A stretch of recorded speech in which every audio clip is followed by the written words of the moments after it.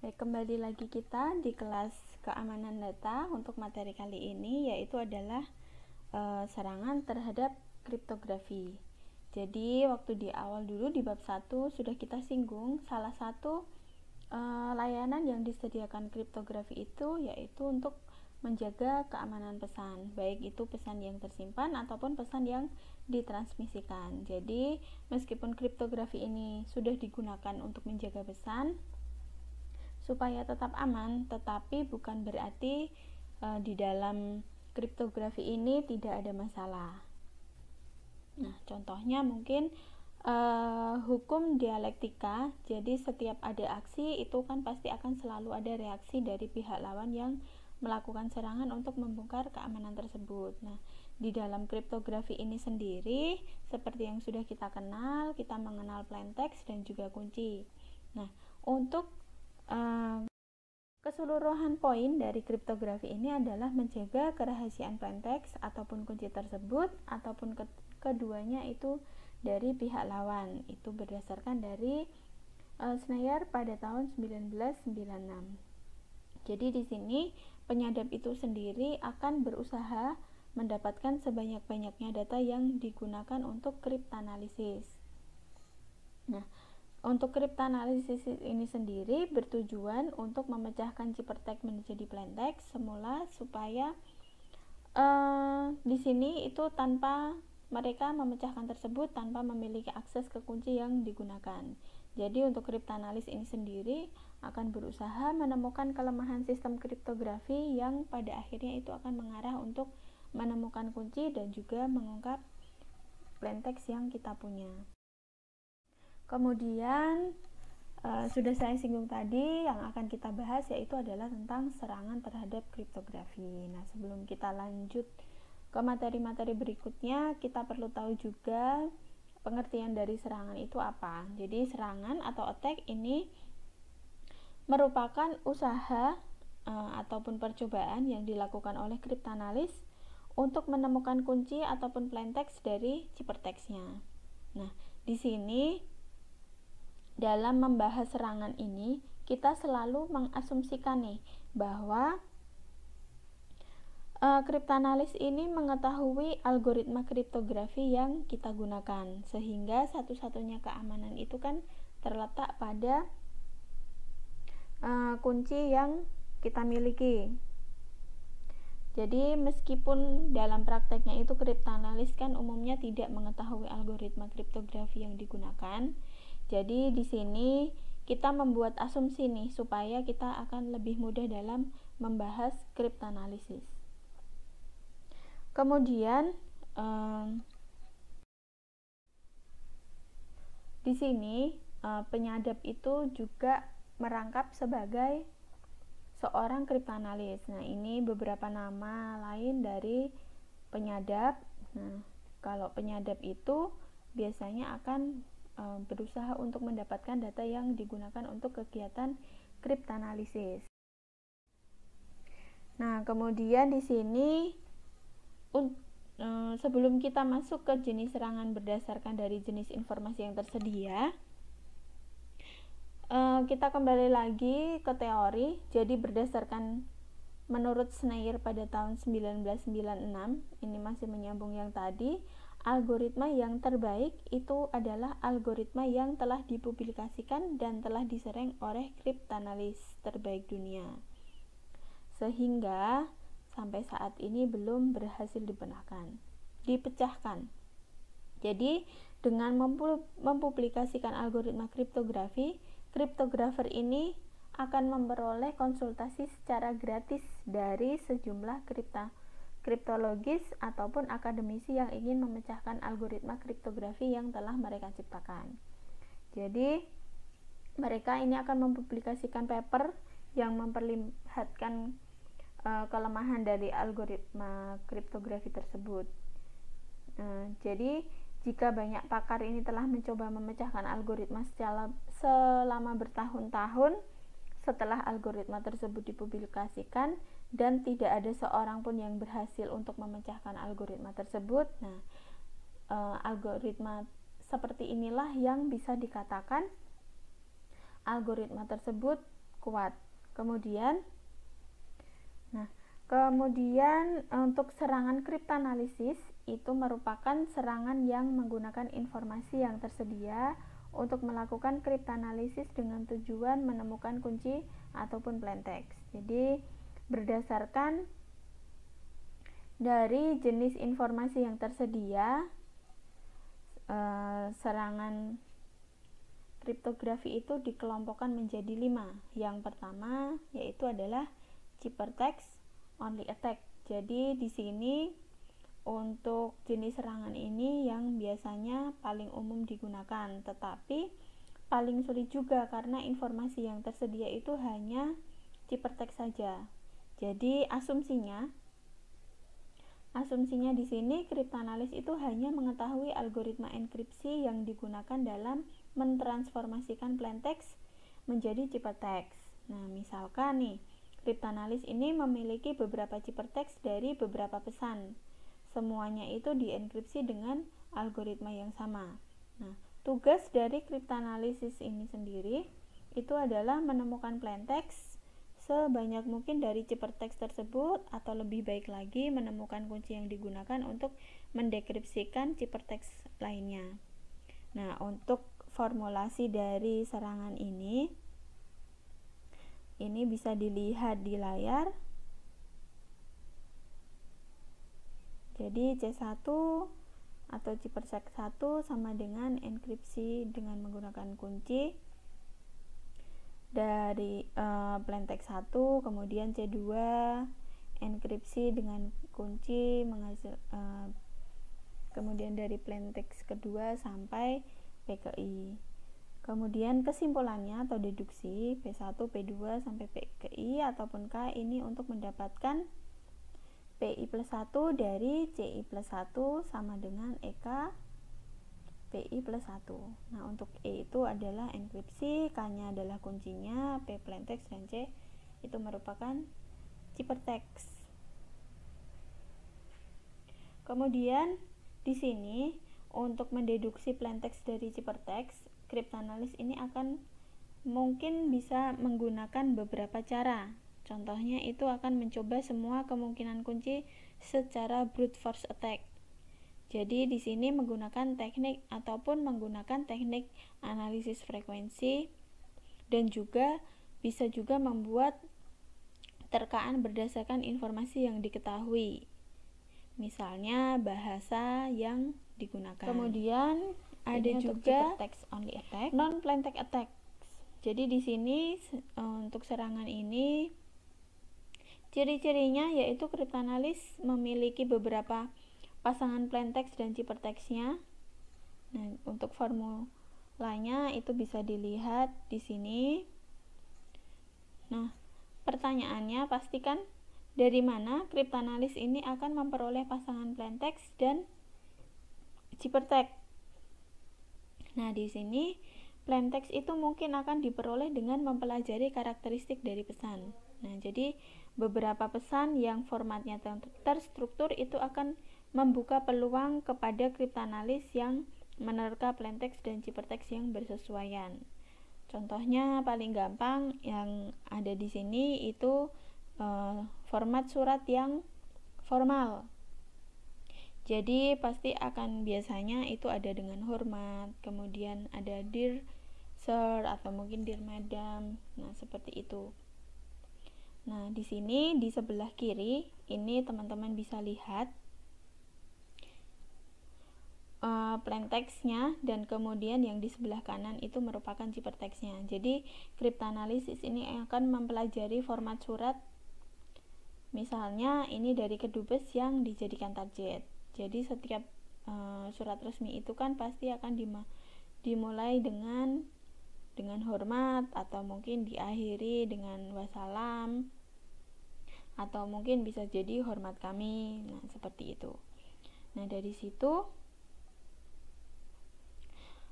asumsinya kriptanalis ini kan mengetahui algoritma enkripsi yang digunakan, tetapi tidak mengetahui kunci K yang dipakai. Jadi kriptanalis ini akan bisa menerka bahwa potongan ciphertext yang di awal, yang di sini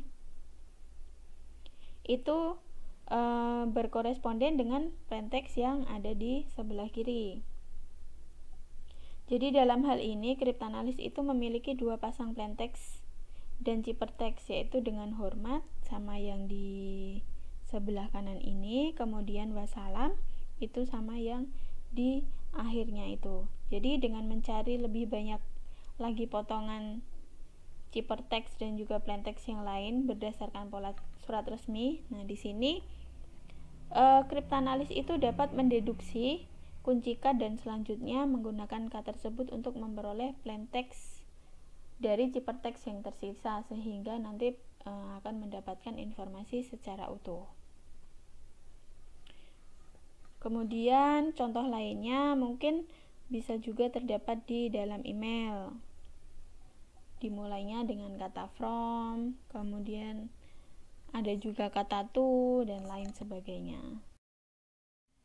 Nah, kemudian yang ketiga ada chosen plaintext attack. Jadi untuk di sini serangan ini lebih hebat daripada serangan yang kedua tadi, karena cryptanalyst itu dapat memilih plaintext yang dimilikinya untuk dienkripsi, yaitu adalah plaintext yang lebih mengarahkan ke penemuan kunci. Jadi secara formulanya nah itu bisa dilihat di sini.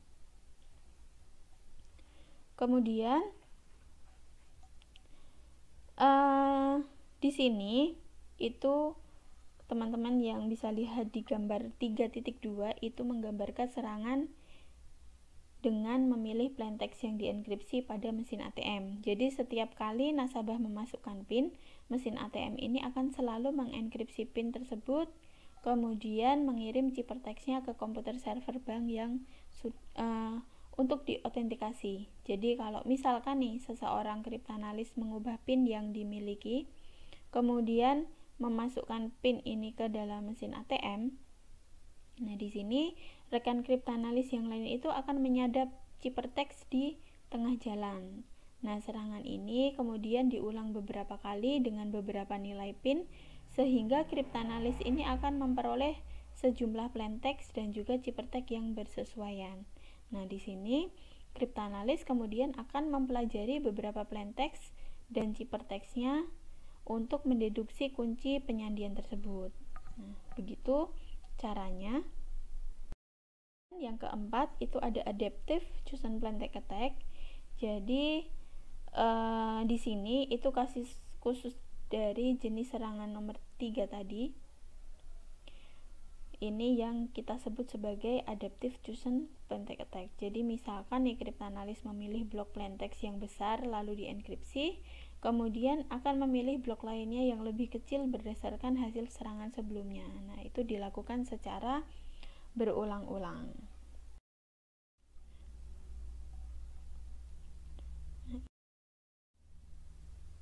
Kemudian yang keenam ada chosen text attack. Jadi di sini jenis serangan ini merupakan kombinasi chosen plaintext attack dan juga chosen ciphertext attack. Kemudian ada juga chosen key attack. Jadi di sini cryptanalyst ini memiliki pengetahuan mengenai hubungan antara kunci-kunci yang berbeda dan memilih kunci yang tepat untuk mendeskripsi pesan. Kemudian yang terakhir yaitu rubber hose cryptanalysis. Nah, di sini ini mungkin cara yang paling mudah dan cara yang paling cepat. Jadi apa yang harus dilakukan yaitu adalah cryptanalyst akan mengancam ataupun mengirim surat gelap atau mungkin melakukan penyiksaan sampai orang yang memegang kunci itu memberinya kunci untuk mendekripsi pesan. Nah, ini kita tidak perlu lagi nih untuk pusing-pusing dalam melakukan analisis, baik itu algoritmanya yang dipakai ataupun kuncinya. Kalau tadi jenis serangan berdasarkan dari informasi yang tersedia, kalau tadi yang awal saya sampaikan itu ada 5, itu berdasarkan dari Sneyer pada tahun 1996. Nah, Untuk yang nomor 6 sampai nomor 8 itu tambahannya. Kemudian yang akan kita bahas selanjutnya yaitu adalah jenis serangan berdasarkan dari teknik untuk menemukan kunci. Jadi di sini tadi sudah ada disinggung juga mengenai brute force attack. Kalau teman-teman perhatikan, jadi yang pertama ini adalah brute force attack atau biasanya disebut juga exhaustive cases attack. Jadi di sini itu merupakan serangan untuk menemukan kunci dengan mencoba semua kemungkinan kunci. Jadi semuanya itu dicoba. Nah, di sini kita asumsikan nih bahwa kriptanalis itu mengetahui algoritma kriptografi yang telah digunakan. Kemudian selain itu, kriptanalis ini juga memiliki sebagian plaintext dan ataupun ciphertext yang bersesuaian. Nah, di sini jika hanya ciphertext yang tersedia, ciphertext ini akan didekripsi dengan setiap kemungkinan kunci. Kemudian plaintext dari hasil dekripsi ini diperiksa apakah mengandung arti.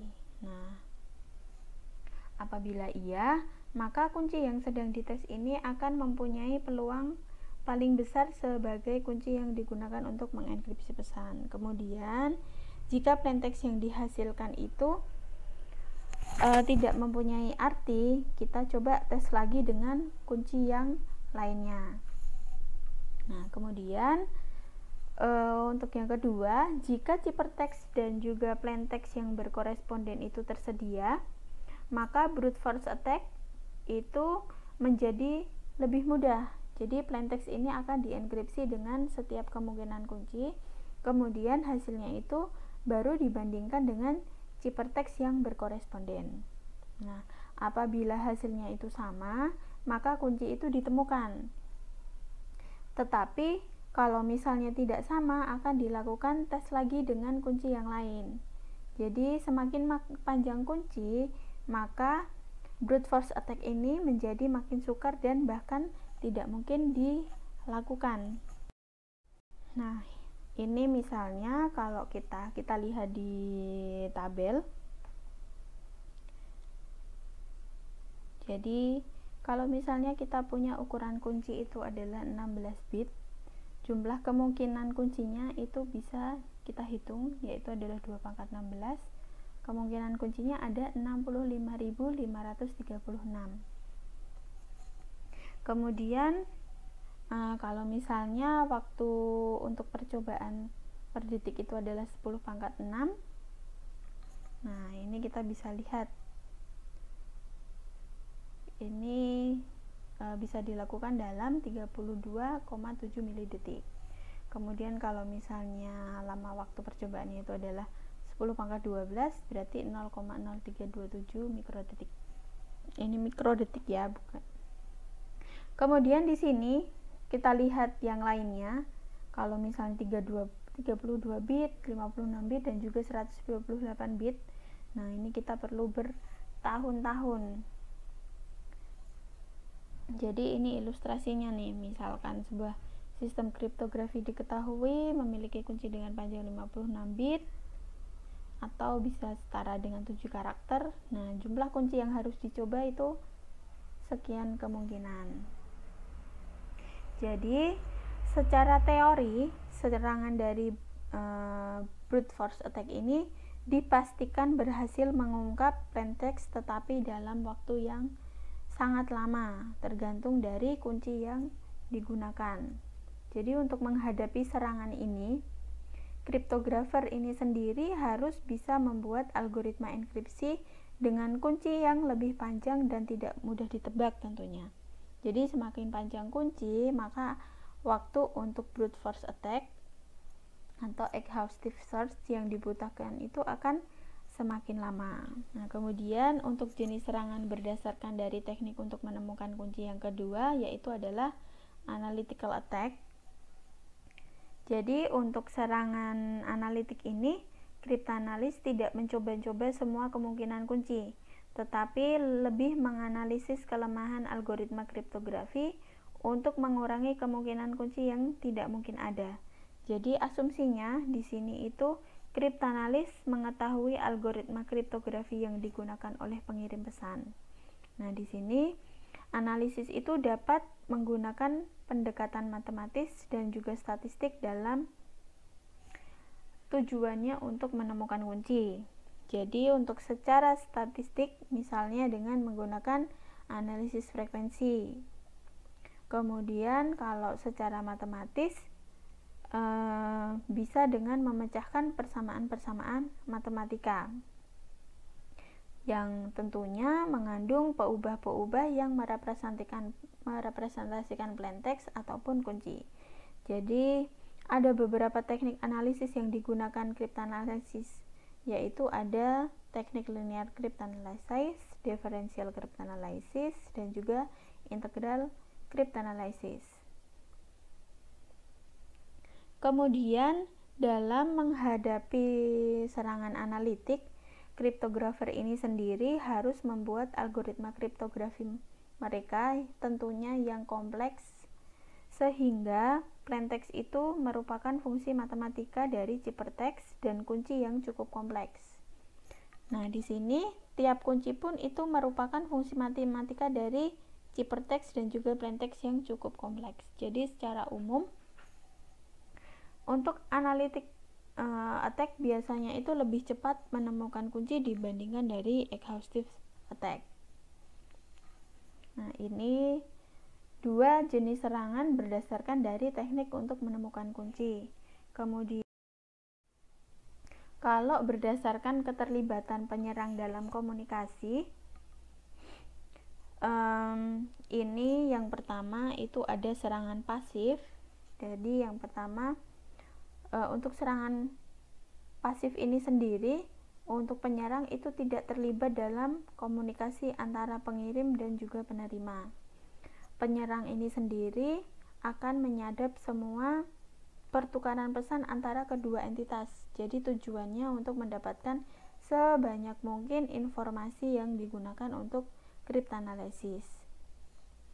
Jadi beberapa metode dari penyadapan, yang pertama itu ada wiretapping.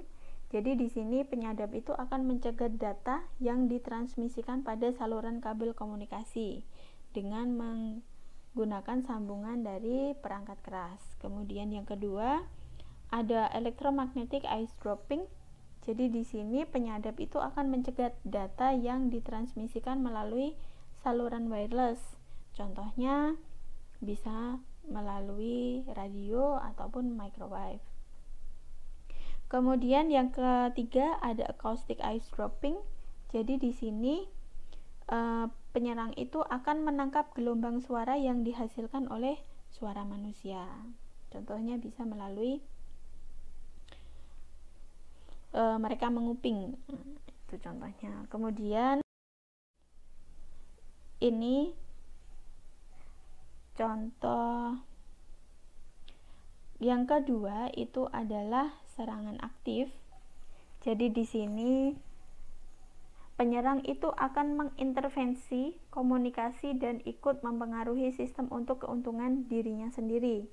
Jadi kalau misalkan penyerang mengubah aliran pesan, contohnya mungkin menghapus bagian ciphertext ataupun mengubah ciphertext secara utuh, atau bisa menyisipkan potongan ciphertext palsu dan juga mereplay pesan lama, atau bisa juga mengubah informasi yang tersimpan dan sebagainya. Nah, contohnya itu ada serangan yang disebut sebagai man in the middle attack.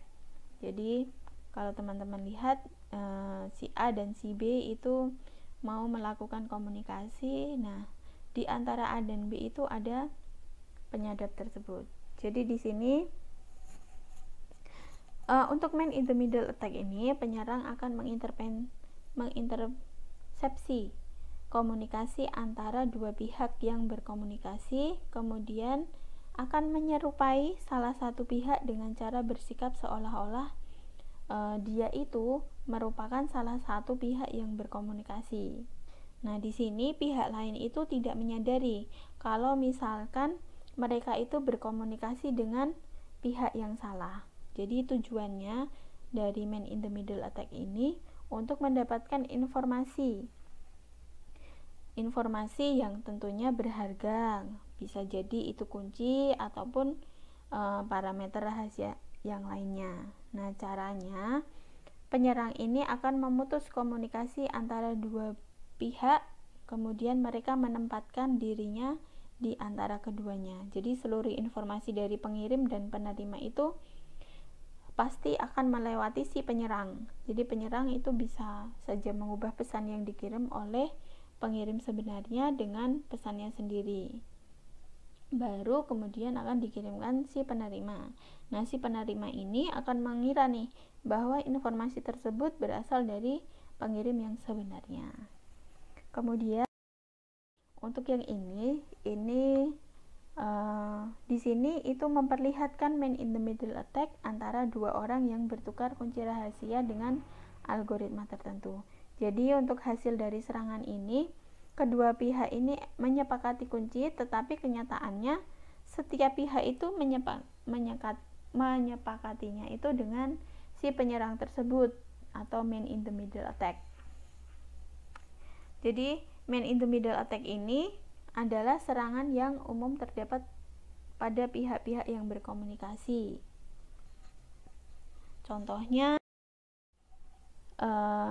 untuk man in the middle attack itu transaksi antara seseorang nasabah dengan situs web bank yang rentan dengan si man in the middle attack itu contohnya. Kemudian untuk keamanan algoritma kriptografi ini sendiri, jadi berdasarkan dari Lars Kunsen ini mengelompokkan hasil kriptanalisis ke dalam beberapa kategori berdasarkan dari jumlah dan kualitas informasi yang berhasil ditemukan. Yang pertama itu ada pemecah total atau total break. Biasanya kriptanalis ini menemukan kunci K sehingga untuk dekripsinya itu DK kemudian dalam kurung C itu sama dengan plain text. Kemudian untuk deduksi atau penarikan kesimpulan global, di sini kriptanalis itu akan menemukan algoritma alternatif A yang ekuivalen dengan DK dari ciphertext, tetapi tidak mengetahui kunci K. Kemudian yang ketiga ada deduksi lokal, jadi kriptanalis itu akan menemukan plain text dari ciphertext yang telah disadap. Yang keempat yaitu adalah deduksi informasi. Di sini kriptanalis itu menemukan beberapa informasi perihal kunci ataupun plain text. Nah, misalkan kriptanalis itu mengetahui beberapa bit kunci, kriptanalis mengetahui bahasa yang digunakan untuk menulis plain text, kemudian kriptanalis mengetahui format plain text dan lain sebagainya. Kemudian sebuah algoritma kriptografi ini bisa dikatakan aman tanpa syarat apabila ciphertext yang dihasilkan oleh algoritma ini tidak mengandung cukup informasi untuk menentukan plain text-nya. Jadi maksudnya adalah ciphertext sebanyak berapapun yang dimiliki kriptanalis itu tidak akan memberikan informasi yang cukup untuk mendeduksi plain text yang berkoresponden dengan ciphertext tersebut. Nah, untuk di dalam kriptografi itu hanya algoritma one time path yang tidak aman mutlak, sementara algoritma kriptografi yang lain itu dapat dipecahkan. Nah, untuk one time path itu nanti akan kita pelajari pada bab yang selanjutnya. Nah, di sini sebuah algoritma kriptografi itu dikatakan aman secara komputasi apabila memenuhi dua kriteria. Yang pertama, biaya untuk memecahkan ciphertext itu melampaui nilai informasi yang tergandung di dalam ciphertext tersebut. Kemudian yang kedua, waktu yang diperlukan untuk memecahkan ciphertext itu melampaui lamanya waktu informasi tersebut harus dijaga kerahasiaannya. Jadi untuk menemukan kunci setidaknya itu setengah dari semua kemungkinan kunci yang ada harus dicoba gitu. Kemudian Untuk kompleksitas serangan ini dapat diukur dengan beberapa cara. Yang pertama itu adalah kompleksitas data. Jadi di sini jumlah data, baik itu plain text ataupun ciphertext, yang dibutuhkan sebagai masukan untuk serangan. Semakin banyak data yang dibutuhkan untuk melakukan serangan, nah semakin kompleks pula serangan tersebut, yang berarti semakin bagus sistem kriptografi tersebut. Yang kedua ada kompleksitas waktu, maksudnya adalah waktu yang dibutuhkan untuk melakukan serangan itu semakin lama waktu yang dibutuhkan untuk melakukan serangan, berarti semakin bagus juga sistem kriptografi tersebut. Dan yang terakhir ada kompleksitas ruang memori. Jadi di sini maksudnya adalah jumlah memori yang dibutuhkan untuk melakukan serangan. Nah, semakin banyak memori yang dibutuhkan untuk melakukan serangan, berarti semakin bagus juga sistem kriptografi yang diciptakan tersebut. Jadi, nah ini adalah materi kita tentang serangan kriptografi. Kemudian untuk syarat absensi hari ini, untuk absensinya silakan teman-teman melakukan absensi di siasat. Syaratnya yaitu silakan teman-teman menuliskan NIM. Titik 2, kemudian pertanyaan apa yang teman-teman ajukan mengenai materi yang sudah kita bahas. Kalau misalnya teman-teman tidak menuliskan syarat tersebut pada absensi, nah maka saya anggap tidak hadir. Nah, sekian materi kita hari ini. Sampai bertemu lagi di pertemuan berikutnya. Terima kasih.